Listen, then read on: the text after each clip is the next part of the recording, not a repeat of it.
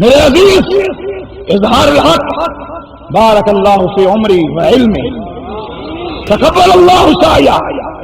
حضرت مصعب بن عمیر کا نام لے رہے ہیں. شہزادہ مکہ کا شہزادہ روزانہ قیمتی جوڑا پہنتا ہے.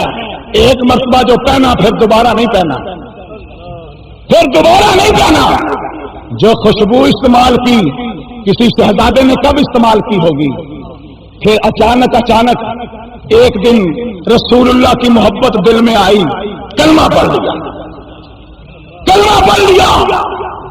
اب چلا مدینے کو مکہ چھوڑ کر کہ پھر شمع کے بغیر پروانے کا جینا کیا. وہیں چلتے ہیں جہاں شمع ہے. چلنے لگے، گھر والوں نے گھیر لیا. انہوں نے کہا اچھا جا رہے ہو، یہ مال چھوڑ دو، یہ دولت چھوڑ دو، یہ لباس اتار دو. تن پہ کپڑے تھے وہ بھی اتار آئے، سواری تھی وہ بھی دے دی، گھر بار تھا لٹا دیا. پیدل چلتے رہے. 10 دنوں کے بعد جب رسول اللہ کی صحبت میں پہنچے تو مکہ کے شہزادے کے پاؤں میں چھالے بن چکے تھے. زخمی پاؤں لے کر، تاج پہن کر، بٹن کی جگہ پر کانٹے لگا کر بارگاہ نبوت میں حاضر ہوا. حضور نے فرمایا اور دیکھو اس کو، دیکھو اسے. پھر پتہ ہے یہ دنیا سے کب گئے؟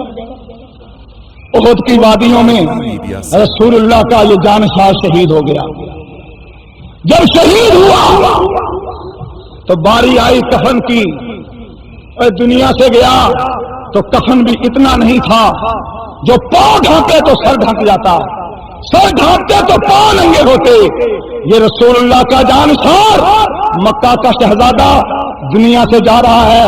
آپ نے فرمایا سر پہ کپڑا ڈال دو، پاؤں پہ گھاس ڈال دو.